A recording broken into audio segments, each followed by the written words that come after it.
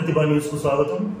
ఈరోజు ఇంటర్వ్యూలో మనతో పాటు ఉన్నారు నంద్యాల జిల్లా తెలుగుదేశం పార్టీ ప్రధాన కార్యదర్శి ఎన్ఎండి ఫిరోజ్ గారు. వారిని అడిగి రాజకీయాలకు సంబంధించి మరిన్ని వివరాలు కనుక్కుందాం. నమస్కారం అన్న. నా మొదటి ప్రశ్న, మీరు ఎక్కడ జన్మించారు? మీ బాల్యం అంతా ఎక్కడ గడిచింది? నేను పుట్టింది ఏమంటే హైదరాబాద్లో. ఏమంటే హైదరాబాద్లో పుట్టినాను. స్కూలింగ్ అంతా నాకు హైదరాబాద్లోనే. నా బాల్యం, నా స్కూల్లో చిన్నప్పటి నుంచి అంటే ఇక్కడ నేను రవి కిండర్ గార్డెన్లో నర్సరీ చదివాను.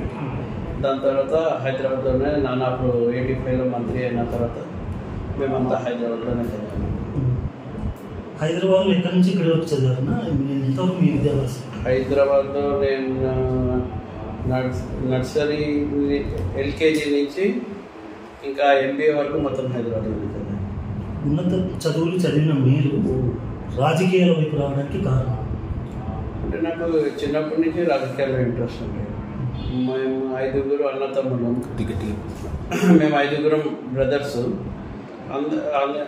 మా బ్రదర్స్ అన్న దాంట్లో నేనే కొంచెం రాజకీయాల్లో ఎక్కువ ఇంట్రెస్ట్ చూపించాను.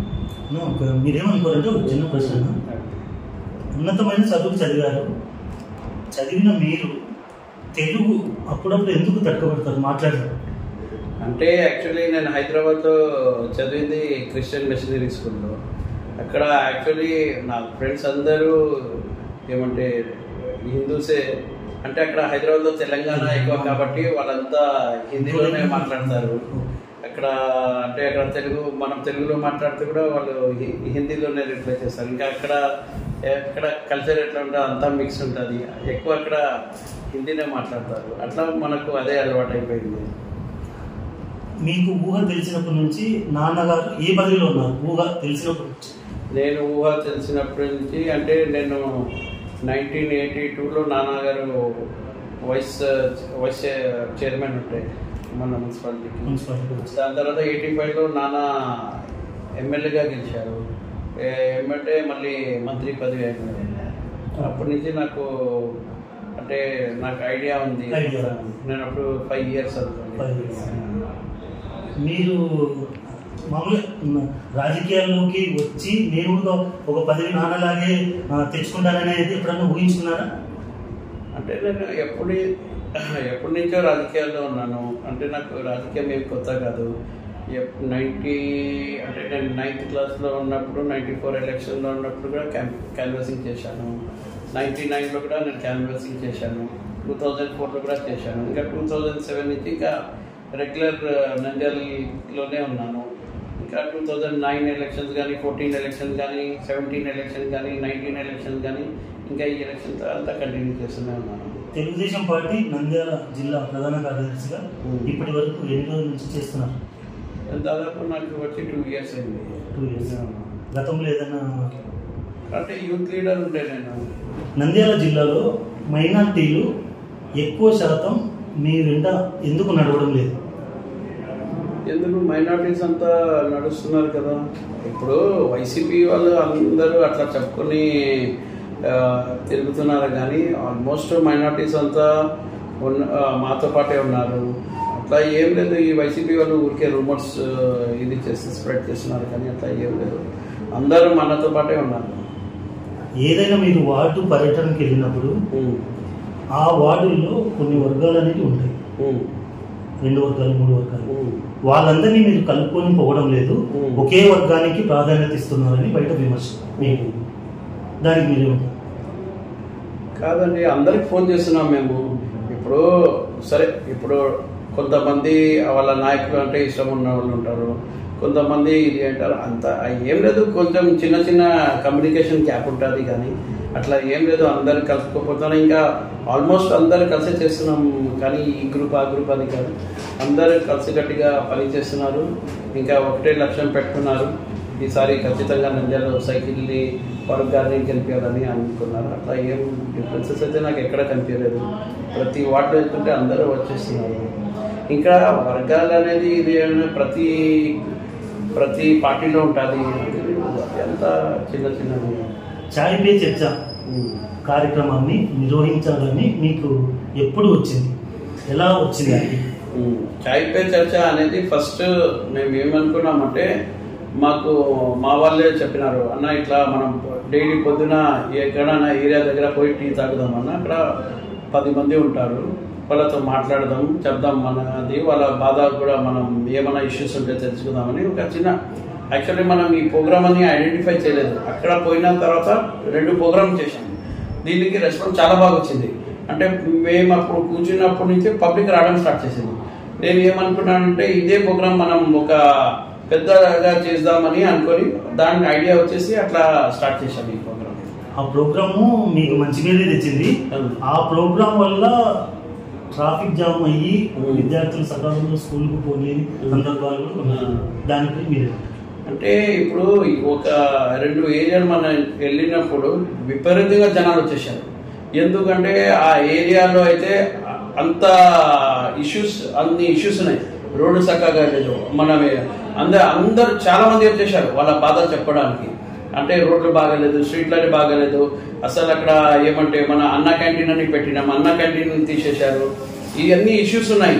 ఇవన్నీ ఏమైందంటే 4 సంవత్సరాల వరకు వాళ్ళంతా దాచిపెట్టుకునేది ఒకటేసారి మనం వచ్చి జనాల్లో వచ్చి అడుగుతేప్పుడు అందరూ ముందుకు వచ్చి చెప్పారు. అప్పుడు ఒక 2 చోట ఇది అయి ఉంటుంది అంతే తప్ప మనం అదే పనిగా ట్రాఫిక్ జామ్ చేసేదాన్ని కదా. విపరీతంగా జనాలు వచ్చేసారు ఆ రోజు.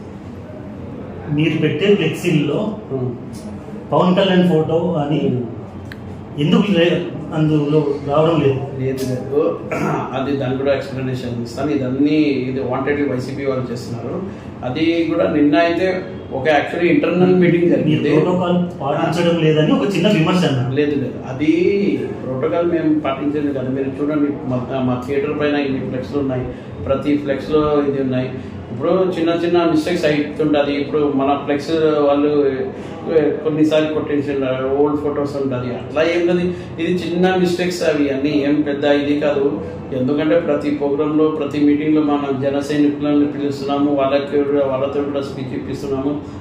వాళ్ళు కూడా బాగా రెస్పాన్స్ అవుతున్నారు. వాళ్ళంతా వచ్చి కలిసి చేస్తున్నాం, అందరూ కలిసి గట్టిగా ఇది చేస్తాం.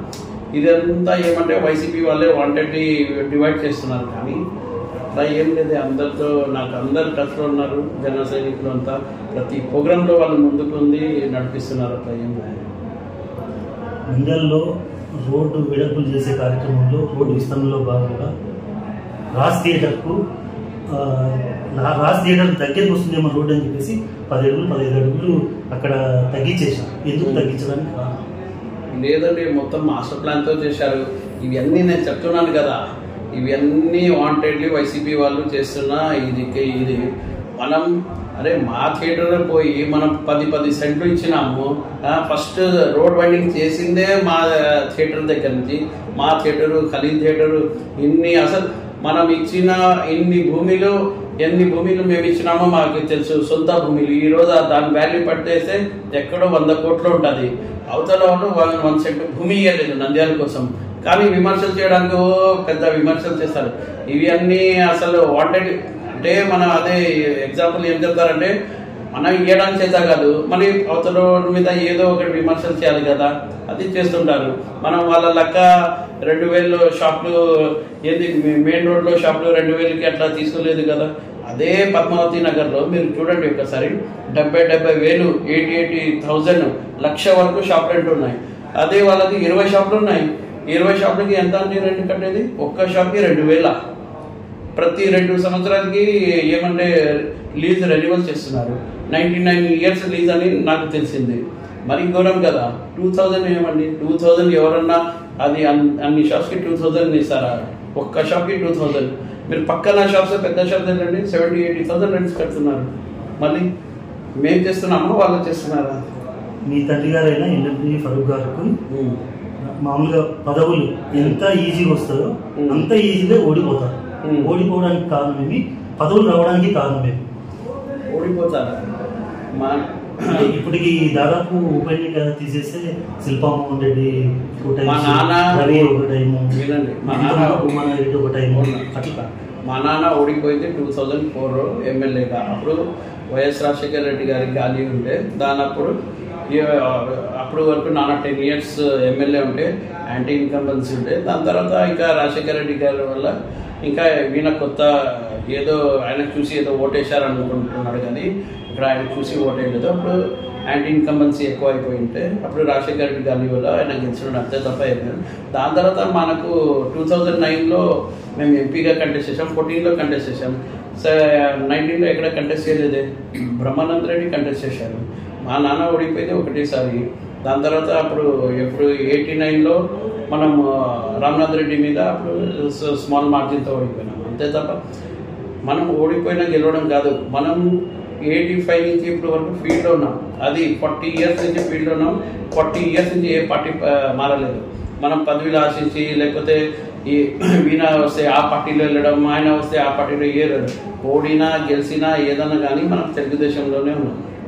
గతంలో వైఎస్ఆర్సీపీ వాళ్ళు ఎన్ఎండి ఫరూక్ గారిని వైఎస్ఆర్సీపీలో చేర్చుకోవడానికి కొన్ని రాజీ ప్రయత్నాలు కొన్ని చేశారు వచ్చి, అయినా వెళ్ళలేదు. ఎందుకు వెళ్ళలేదు?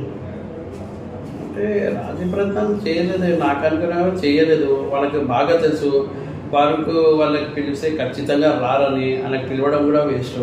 ఎందుకంటే ఫారూక్ ఎప్పుడు నమ్ముకున్న నాయకుడు ఎన్టీ రామారావు గారు, దాని తర్వాత చంద్రబాబు నాయుడు గారు, ఇంకా దాని తప్ప ఎప్పుడు మనకు ఎన్ని ఇది వస్తే కూడా ఎప్పుడు కానీ మనకు పార్టీకి లాయల్గా ఉన్నాం, లాయల్గానే ఉంటాం. వచ్చే ఎన్నికల్లో శిల్పా రవిని ఎన్ని ఓట్ల మెజారిటీతో ఓడిస్తున్నారు? అది ప్రజలే చెప్తారు. మనం ఏమన్నా ఎక్కువ చెప్తే అది ఓవర్ కాన్ఫిడెన్స్ ఉంటుంది, మనం చెప్పకూడదు. ఇక చూస్తారు కదా మీరే. ఎందుకంటే నాకు మొత్తం కాన్ఫిడెన్స్, మేము భారీ మెజార్టీతో గెలుస్తామని. ఎందుకంటే మేము రోజు ప్రజల దగ్గర వెళ్తున్నాము, మేము వెళ్ళి ఓటు అడిగే ముందే వాళ్ళే మాకు చెప్తున్నారు ఖచ్చితంగా ఈసారి మనం వేసేది తెలుగుదేశమే, ఈ చెత్త ప్రభుత్వమే వద్దు. మేము బాగా సఫర్ అయినాం, మేమనే కాదు ప్రతి డిపార్ట్మెంట్ సఫర్ అయింది, ప్రతి సామాన్యుడు సఫర్ అయినాడు. అంటే ఈ వైసీపీ నాయకులకి తెలియదు, వాళ్ళు ఏదో ఏమంటే టాప్ ఆఫ్ ద స్కైల్లో ఉన్నారు, ఏదో మేము డబ్బులు ఇది చేస్తే ఈసారి మాకు ఓటేస్తారని అంటున్నారు. ప్రజలు చూస్తున్నారు, నంద్యాల ప్రజలు. ఈసారి అయితే ఖచ్చితంగా నంద్యాల ఫరూక్ గారు గెలుస్తారు.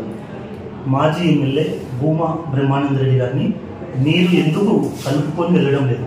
లేదండి, అట్లా ఏం లేదు. భూమా బ్రహ్మానంద రెడ్డి గారికి కలుపుకునే వెళ్తున్నాము. ఏమన్నా చిన్న చిన్న మిస్అండర్స్టాండింగ్స్ ఉంటాయి. సరే, అదెంత పార్టీ మాట్లాడుతున్నారు, నాన్న గారు కూడా మాట్లాడుతున్నారు, అట్లా ఏం లేదు. అందరు కలిసిమెలిసిగానే ఉంటాడు. ఇంకొకటి వాళ్ళంతా సపోర్ట్ చేస్తున్నారు మనకి, అందరు పార్టీ కోసం పని చేయాల్సిందే, అట్లా ఏం లేదు. అందరు చేసినా కూడా నేను అనుకున్న ప్రకారం 99% అందరు పార్టీ కోసం పనిచేస్తున్నారు. వైఎస్ఆర్సీపీ వాళ్ళు చేసే పనులను అఖిలప్రియ ఆలగడ్డ నుంచి వచ్చి మాజీ మినిస్టర్ నంద్యాల ప్రెస్ మీట్ పెట్టి ఎండగట్టింది. ఇక్కడ లోకల్లో ఉన్న మీరు ఎందుకు ఎండగట్టడం లేదు వాళ్ళ పనులను? అంటే ఇప్పుడు అఖిలప్రియ గారు సెక్రటరీ ఉంది పార్టీ, వాళ్ళు ఎక్కడన్నా వచ్చి విమర్శించవచ్చు, అట్లా ఏం లేదు కదా. ఇప్పుడు ఇన్ఛార్జ్ ఉన్నప్పుడు భూమా బ్రహ్మానంద రెడ్డి కూడా చాలాసార్లు విమర్శించారు, అట్లా ఏం లేదు. మేము కూడా విమర్శించినాం, ఆమె అఖిలప్రియ కూడా వచ్చి విమర్శించింది. అందరు విమర్శిస్తారు, ఎందుకంటే గతంలో భూమా నాగిరెడ్డి గారు ఎమ్మెల్యేగా ఉండే, వాళ్ళు వచ్చి కూడా వాళ్ళు ఎమ్మెల్యే ఉండే వాళ్ళ పిల్లలు వాళ్ళు వచ్చి కూడా రెస్పాన్సిబిలిటీ లేక వాళ్ళు కూడా ఇది చేస్తారు, విమర్శిస్తారు. దాంట్లో తప్పు ఏముంది, ఎవరన్నా వచ్చి విమర్శించవచ్చు. వచ్చే ఎన్నికల్లో అన్ని వర్గాలను కలుపుకొని ఎలా మీరు ముందుకెళ్తారు? ఎలక్షన్ అన్ని వర్గాలు అయితే ఆల్రెడీ అన్ని వర్గాలు కలిసే ఉన్నాయండి. అన్ని వర్గాలు కలిపి అందరు కలిసి ఉన్నారు, అందరు కలిసే ముందుకు వెళ్తున్నాము. మనం ఎక్కడ ఏ వర్గంకి డిఫరెన్సెస్ లేదు, అందరు కలిసికట్టుగా ఖచ్చితంగా ఒకటే లక్ష్యం. ఈసారి ఖచ్చితంగా ఈ 20 years ఈ శిల్ప కుటుంబ పాలన గద్ద దింపాలని, మళ్ళీ నంద్యాలలో ఫరూక్ గారిని గెలిపాలని అందరూ ఆశిస్తున్నారండి. ప్రస్తుతం మీరు ఉన్న ప్లేసు పాత ఖాళీ థియేటర్, దీన్ని కూడా అమ్మకానికి పెట్టినారు ఎలక్షన్స్ కోసం అని చెప్పేసి బయట ప్రతిపక్షాలు విమర్శిస్తున్నారు. దాని గురించి మీరేమంటారు? అంటే ఇదన్నీ మా పర్సనల్ కాదండి, ఇది అమ్ముతాము లేకపోతే కన్స్ట్రక్షన్ చేస్తాము, ఇది మా పర్సనల్. అది వాళ్ళంతా చెప్పుకుంటారు, వాళ్ళకెందుకు? ఇది మా పర్సనల్. ఇది ఏమన్నా అంటే ఇప్పుడు నా కార్ ఎందుకు అమ్మినారు, ఫోన్ ఎందుకు అమ్మినారు, ఇదన్నా సిల్లీ క్వశ్చన్స్ ఇవన్నీ. అదంతా సంబంధం లేదు. ఇది ఏమన్నా ఉంటే ఇప్పుడు ఏమన్నా ఉంటే మా ఇష్టం అది. ఇప్పుడు మేము ఏమన్నా చేస్తాం, అది దానికి దీనికి ఏం సంబంధం చెప్పండి. వచ్చే ఎన్నికల్లో ముఖ్యమంత్రి ప్రస్తుత ముఖ్యమంత్రి జగన్ 175 సీట్లకు 175 సీట్లు కొడతామంటున్నారు. దాని గురించి మీరేమంటారు? అదే చెప్తున్నారు, అందరూ అదే నవ్వుతున్నారు. మొన్న ప్రశాంత్ కిషోర్ నిన్న మీరు చూస్తే 2 days బ్యాక్ చెప్పినాడు, అతి ఘోరంగా ఎవరన్నా ఓడిపోతారంటే జగన్మోహన్ రెడ్డి. ఎందుకంటే ఈ ఓవర్ కాన్ఫిడెన్స్ వల్లనే. జగన్మోహన్ రెడ్డికి ఎంత ఓవర్ కాన్ఫిడెన్స్ ఉంది, ఈ శిల్పారావి కూడా అంతే ఓవర్ కాన్ఫిడెన్స్.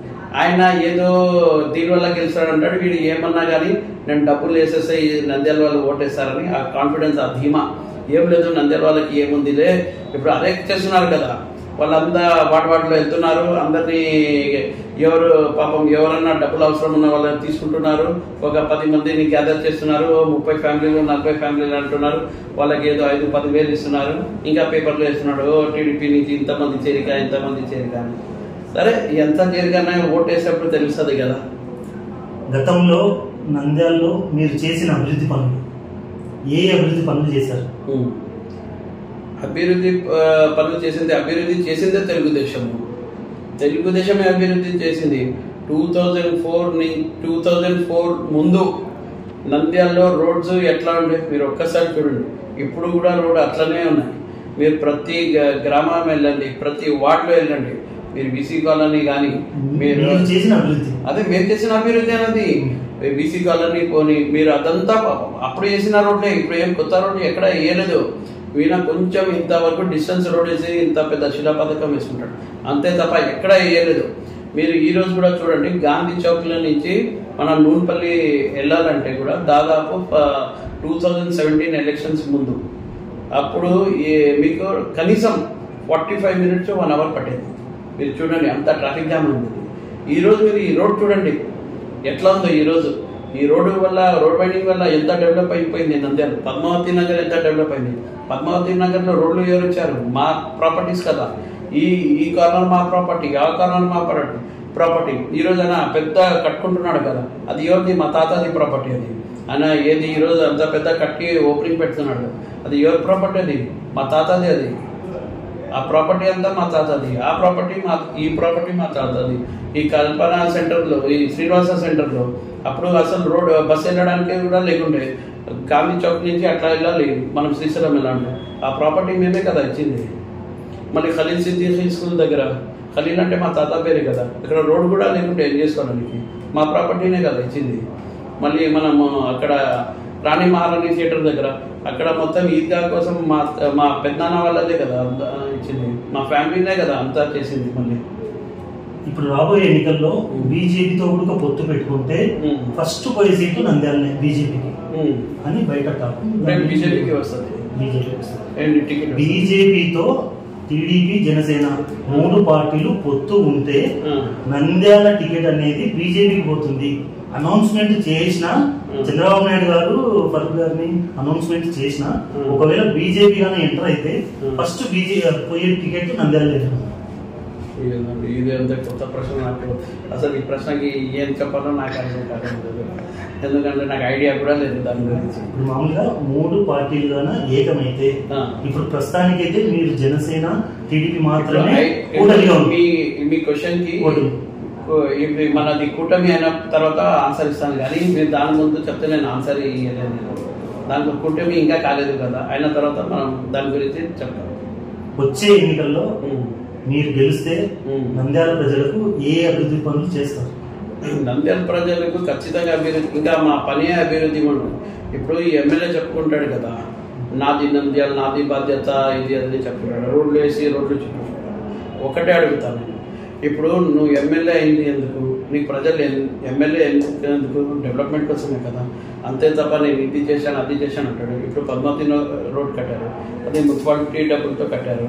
ఇంకా మనకు ఇది అడ్వర్టైజ్మెంట్ చేసే అవసరం లేదు, అది మన బాధ్యత. మనం ఎక్కడైనా ఆఫీస్లో డ్యూటీ ఏమైనా పని చేస్తుంటే మా డ్యూటీ అది చేయడం. మీకు ప్రజలు ఎందుకు ఎన్నుకున్నారు? మీరు అది డ్యూటీ, అది అంతే తప్ప మేము ప్రతి దానికి నేను ఇది డెవలప్మెంట్ చేశాను నీకు ఫండ్స్ వస్తున్నాయి, గవర్నమెంట్ ఫండ్స్తో ఇది చేస్తున్నావు అంతే తప్ప ఇది నువ్వు పెద్ద ఏం చేయలేదు. 4.5 సంవత్సరాలు నువ్వు నంద్యాలలో లేవు. నువ్వు ఇప్పుడు వచ్చిన 6 months నుంచి ఇంకా అంతా రిబ్బన్ కటింగ్ చేసి, ప్యాచ్ వర్క్ చేసి, రిబ్బన్ కటింగ్ చేసి అంతా చేశారు. నిన్ననే అసలు ఎంత హాస్యపదం అంటే, నిన్న మొత్తం మేము రోడ్డు వైండింగ్ చేసి ఇది స్ట్రీట్ లైట్ పోల్స్ అయితే దానికి ఊరికే అది కట్టేసి, లైట్స్ కట్టేసి, రిబ్బన్ కటింగ్ చేసి ఏదో వాళ్ళ అభివృద్ధి చేసినట్టు చేశారు. దీనికన్నా హాస్యపదం ఉంది. నేను నిన్న ఒక పోస్టర్ చూశాను, ఆటో నగర్ దగ్గర మేము పార్క్ కట్టినామన్నారు. ఆ బోర్డు రేపు తీసుకెళ్తున్నాను ఆటో నగర్కి. ఆ బోర్డు అక్కడ పెట్టి ఆటో నగర్ ఎట్లా ఉంది, ఆ బోర్డు ఎట్లా ఉంది ఒక్కసారి మీరు ఆటో నగర్ పోయి చూడండి. 5 సంవత్సరాల వరకు ఆటో నగర్ వైపు కళ్ళెత్తి కూడా చూడలేదు. ఏది ఒక్క రోడ్డు చక్కగా లేదు. ఆ రోడ్డుకి రిజిస్ట్రేషన్ అన్ని చేపించింది మా గవర్నమెంట్ హయాంలో. అక్కడ బోర్డు పెట్టేస్తే చంద్రబాబు నాయుడు నగర్ బోర్డు చేసేస్తే ఫస్ట్ బోర్డు తీసేశారు. సార్ మీరు బోర్డు తీసేసి ఏమన్నా రోడ్డు గీట్లు వేసి ఏమన్నా చేస్తారంటే ఒక్క రోడ్ వేయలేదు. అసలు ఒక డ్రైనేజ్ ఫెసిలిటీ లేదు అక్కడ. మీరు పోయి చూడండి. మళ్ళీ అక్కడ బోర్డు పెట్టుకున్నాడు. ఈరోజు నేను చూశాను బోర్డు. ఇది ఆ పార్క్ కట్టినారు. ఆ పార్క్ దేనికి పనికి వస్తుందండి? అది కూడా బ్రిడ్జ్ కింద పార్క్ కట్టేస్తే ఎవరు పోయి మీరు చూడండి ఒక్కసారి. నేను చెప్పకూడదు, మీరు ఒక్కసారి రాత్రిపూట పోయి చూడండి. అంతా తాగిపోతూ పోయి ఆ పార్క్లో పడుకుంటున్నారు. 25 లక్షలు పెట్టి అది పార్క్ అని చెప్పారు. ఎట్లా దేనికి ఖర్చు అయింది? 20 లక్షలు. అది 20 లక్షలు 25 లక్షలు కట్టే ఇదే అని పార్క్ అది అసలు అక్కడ అవసరం కూడా లేదు. అదే నువ్వు 25 లక్షలు పోయి అక్కడ ఆటో నగర్లో రోడ్లలో పడేది. ఊరికే మిస్లీనియస్ ఎక్స్పెన్సెస్ ఇవన్నీ పనికి రాని ఎక్స్పెన్సెస్. అంటే ఊరికే పార్క్కి 5 లక్షలు ఖర్చు అయిపోతే బిల్లు వచ్చి 25 లక్షలు. అంటే ఇంత ఫ్రాడ్ జరుగుతుంది నంద్యాలలో. అంటే మనం ఏమన్నా దాని గురించి మాట్లాడితే ఆ తెలుగుదేశం వాళ్ళు కదా, అపోజిషన్ పార్టీ కదా మాట్లాడు. కానీ మీరు చూడండి 20 సంవత్సరాల నుంచి మున్సిపాలిటీ ఎవరి చేతిలో ఉంది, ఎంత ఫ్రాడ్ ఉంది. ప్రతి ఉద్యోగం కావాలంటే మనకు డబ్బులు, ప్రతి జాబ్కి డబ్బులు, ప్రతి దానికి కమిషన్, కాంట్రాక్ట్ రావాలంటే కమిషన్. మీరు ఒక్కసారి రోడ్లు చూడండి. రోడ్లు వేయాలంటే మళ్ళీ ఆయన కమిషన్ లేకుండా ఆయన రోడ్డు ఇది ఇచ్చాడు. డివైడర్ ఇది పద్మావతి నగర్లో ఫస్ట్ దాంట్లో రోడ్ వేశారు. దానిపైన ఫస్ట్ చెట్లు వేశాడు, చెట్లు నరికారు. మళ్ళీ ఇప్పుడు అడ్వర్టైజ్మెంట్ బోర్డులు వేస్తున్నారు. ఇవి అన్నీ ఇంత చేసిన తర్వాత మీరు ఏం చేస్తున్నారు? ఇదంతా ఎందుకు? కమిషన్స్ కోసమే కదా చేస్తుంది ఇదంతా. అసలు డబల్ సారి 3 సారి ఎందుకు వేయాలి? 3 సారి ఎందుకు అవసరమా? గతంలో మీ తండ్రి గారు అధికారంలో ఉన్నప్పుడు మీరేమైనా అందరికీ హుకుం జారీ చేశారా? పంచాయతీ చేయడం కానీ అట్లా అలాంటివి చేశారా? ఒకటి చెప్తానండి. ఇప్పుడు వరకు అట్లా కంప్లైంట్ ఎవరన్నా ఇస్తే మీరు నాకు వచ్చి చూపించండి. నేను హుకుం జారీ చేశానా, లేకపోతే ఎవరన్నా దౌర్జన్యం చేశానా? నాకు ఇంతవరకు మా తండ్రి గారు ఇప్పుడు ఫస్ట్ 15 years మంత్రి ఉన్నాడు. ఇప్పుడు వరకు కూడా నేను ఒక్కడిని కూడా మా వాళ్ళకి కూడా అరెతూరి అని కూడా మాట్లాడాను. అంత రెస్పెక్ట్తో మాట్లాడతాను నేను. ఒక్కడికి కూడా ఇది మాట్లాడాను నేను. ఏంది మాకు అహం అనేది లేదు. ఏంది మా దగ్గర ఐడియా అనేది లేదు. ఈరోజు కూడా మేము ఎంత సింపుల్ ఉంటామో మాకు తెలుసు. వచ్చే ఎన్నికల్లో తెలుగుదేశం పార్టీ అధికారంలోకి వస్తే మీకు కూడా ముఖ్యమైన పదవి వస్తుందని చెప్పి అంటున్నారు. అంటే మేము వర్క్ చేస్తున్నాం కదండి. ఇప్పుడు మేము పార్టీ మనకు ఇది చేస్తుంది.